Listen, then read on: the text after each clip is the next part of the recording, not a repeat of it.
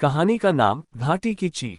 22 अप्रैल 2025 वसंत की एक ठंडी सुबह थी। पहलगाम की खूबसूरत घाटियां हर साल की तरह इस बार भी सैलानियों से भरी हुई थी। दूर दूर से लोग कश्मीर की वादियों में सुकून ढूंढने आए थे, कोई परिवार के साथ, कोई दोस्तों के संग और कुछ अकेले सैर के लिए। इन्हीं में से एक थी अन्वी मिश्रा, दिल्ली की एक पत्रकार जो पहली बार कश्मीर आई थी। उसकी आंखों में घाटी की खूबसूरती को कागज पर उतारने का सपना था। वह बैसरन घाटी की ओर एक टूर ग्रुप के साथ रवाना हुई, जहां से हरियाली और बर्फ के नज़ारे एक साथ दिखते थे।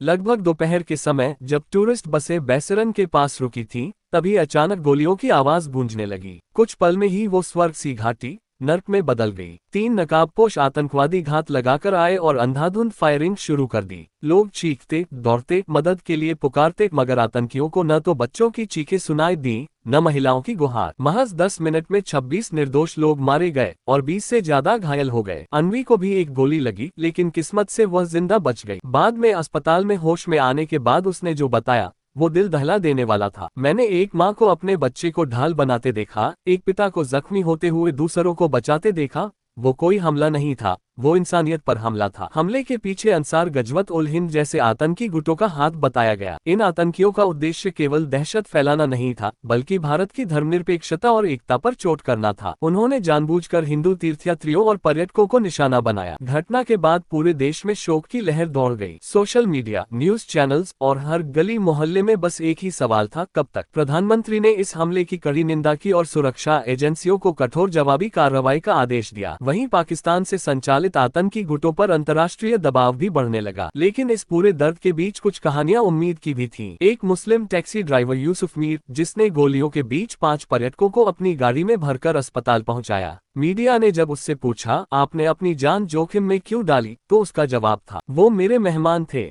इंसानियत मजहब से बड़ी होती है। आज भी अन्वी मिश्रा उस दिन की याद में काम जाती है, लेकिन उसने तय किया है कि अब वह सिर्फ रिपोर्टिंग नहीं करेगी, बल्कि शांति की आवाज बनेगी।